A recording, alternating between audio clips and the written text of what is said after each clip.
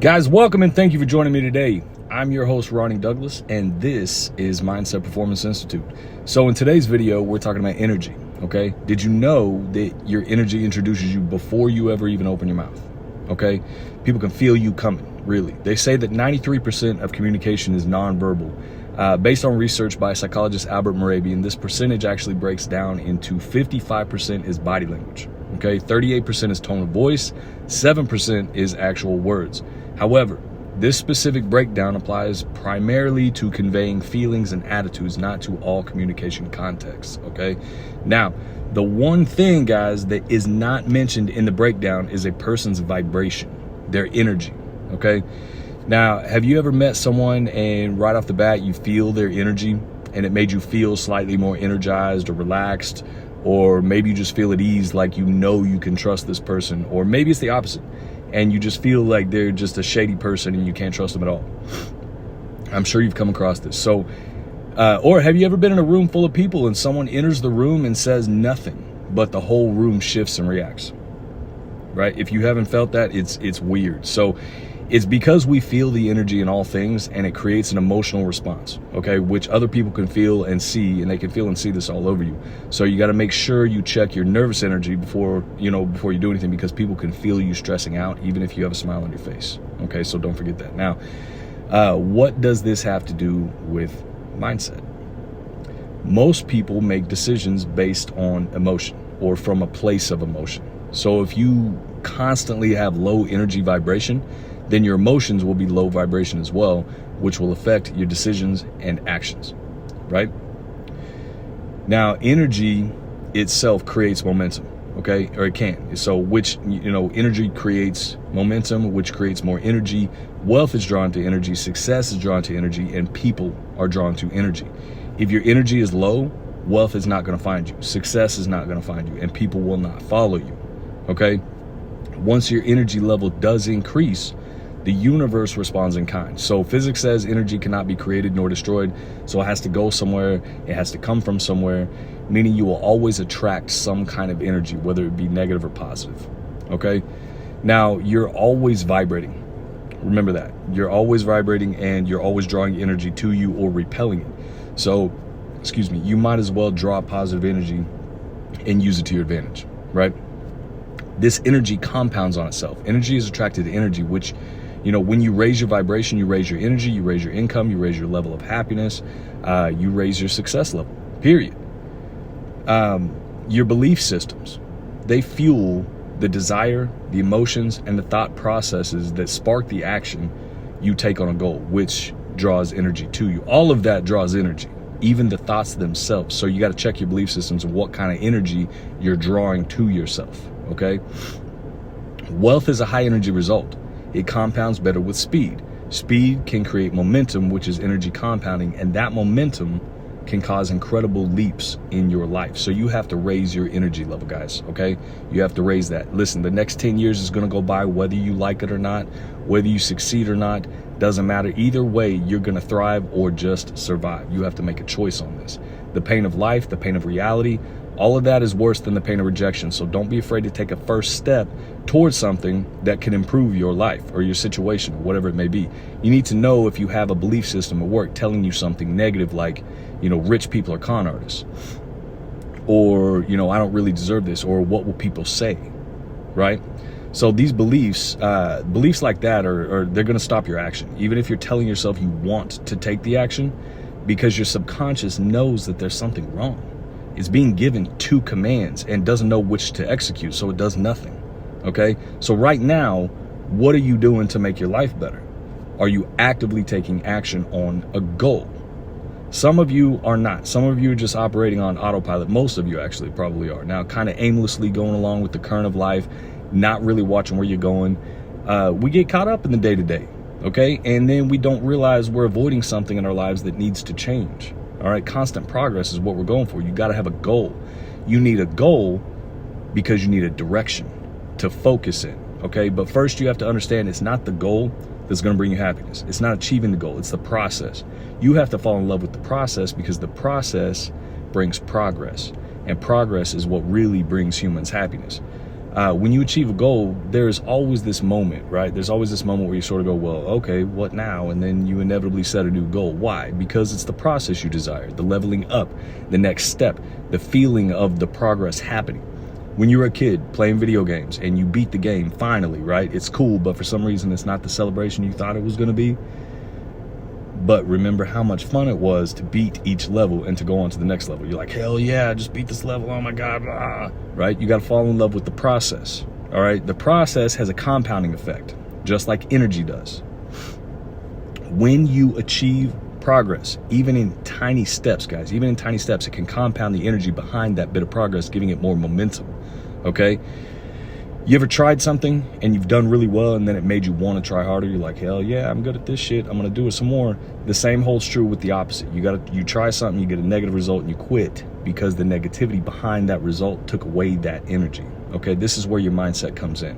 All right. This is where it gets real important. You've heard success is the ability to move from failure to failure without losing enthusiasm or desire or positivity or something like that.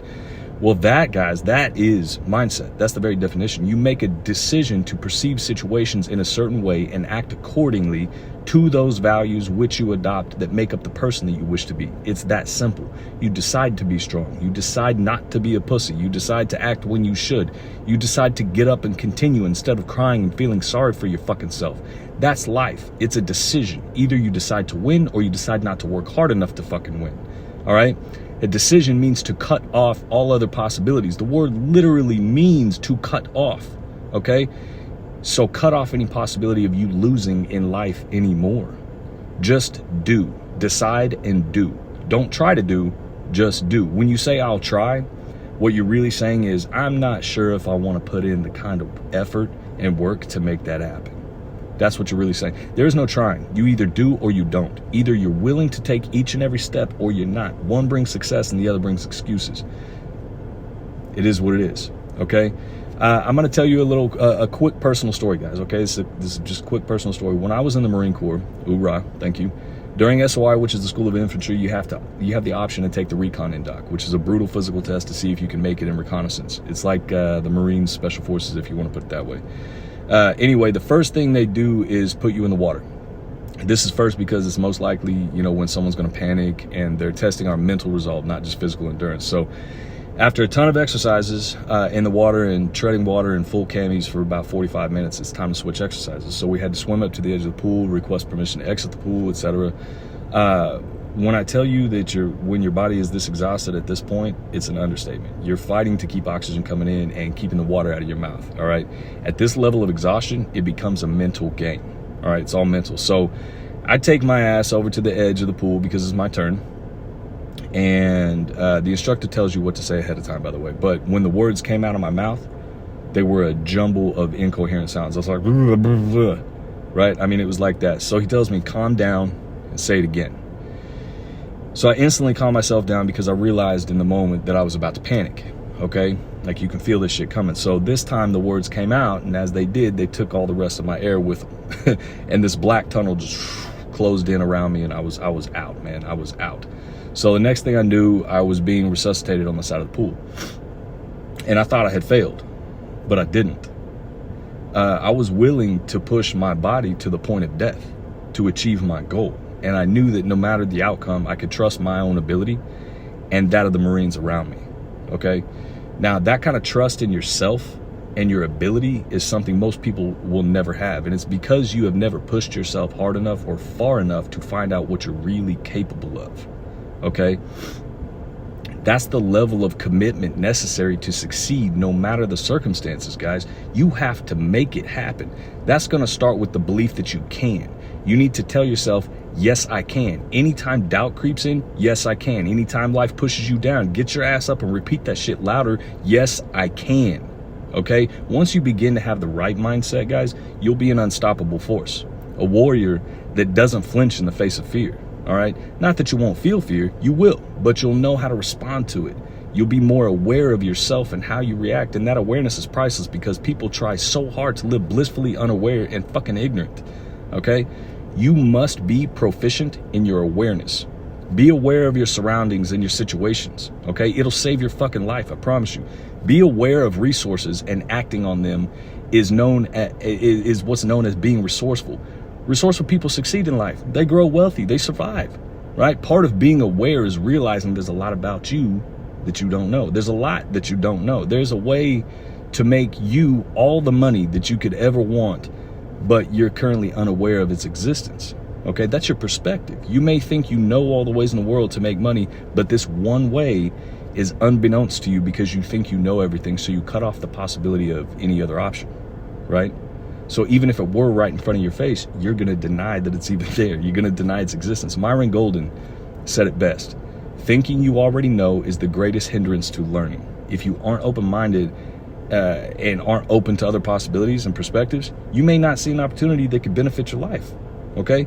You got to be aware that there are things outside of your perspective, okay? So you have to open your mind to other possibilities.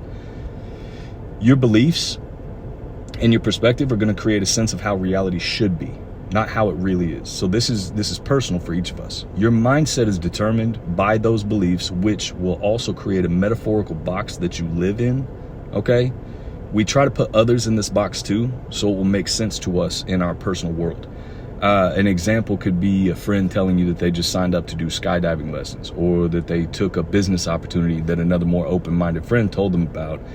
And you respond by saying, "That's great, but be careful." Okay, what you're doing is forcing someone else to be cautious based upon your level of fear, not theirs. And that level of fear or caution, for those that won't admit that it's a level of fear, is created by the beliefs you have. Your beliefs made that metaphorical box that you're putting everybody in.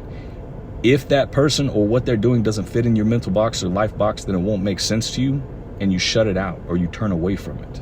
Okay, this is a mental barrier you've created for yourself that is blocking out a lot of possibilities and potential in your life. Okay, you won't even see what's right in front of you because your mind won't allow it. Okay, so you miss an amazing opportunity. This is because you haven't become the person you need to be yet, or the person God or the universe needs you to be in order to receive whatever blessing you're wishing for. Okay, if you aren't the person you need to be to make, have, and be responsible for wealth, you won't have the wealth that that person deserves.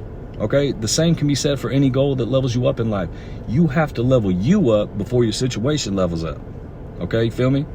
Now, you can't do steps to get rich. You have to change into the person you need to be first, and then the wealth will come.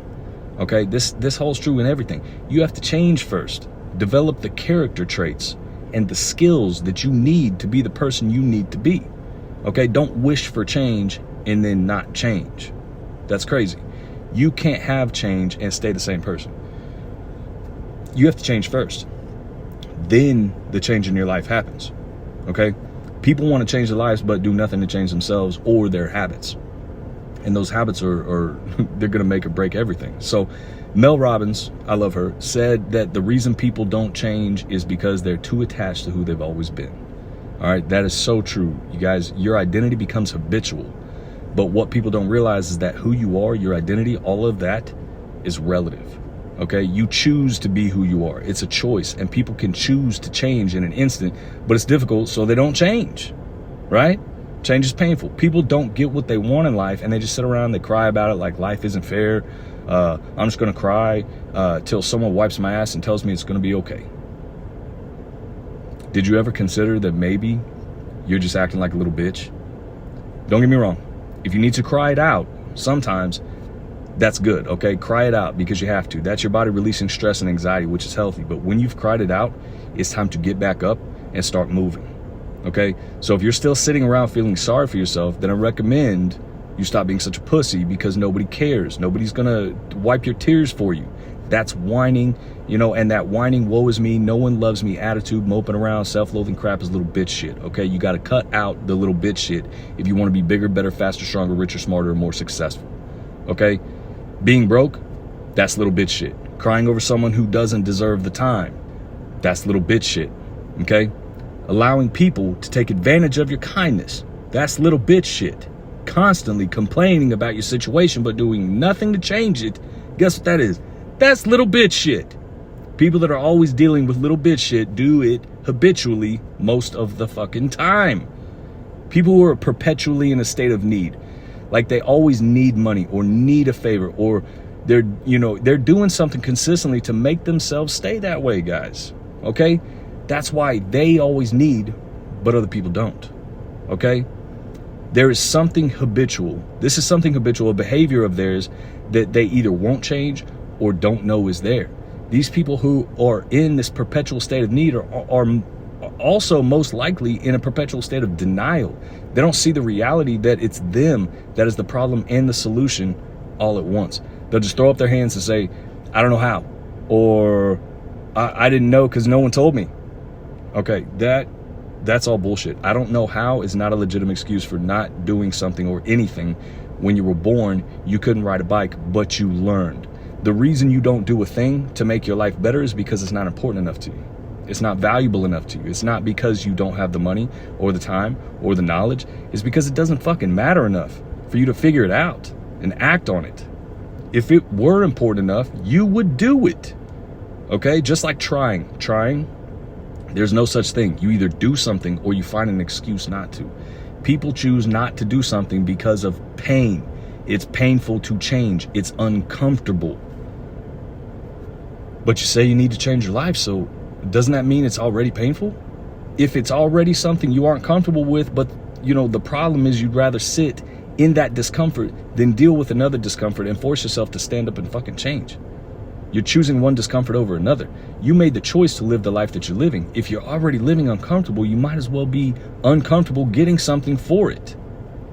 Right? Will you choose to keep living in discomfort, or will you boss the fuck up, stand up, look life in the eye and say, I ain't fucking done yet? You don't get what you want in life, guys. You get what you work for. So you got to get to work. Okay? That's the message for today. Guys, thank you for joining me today, and stay tuned for the next episode where we are going to dive a little deeper into habits and how to reprogram them. Okay? Your habits are going to make and break you, and we're going to go over that. So until next time, remember, your mindset is everything. All right? I'm Ronnie Douglas, and thank you for watching Mindset Performance Institute.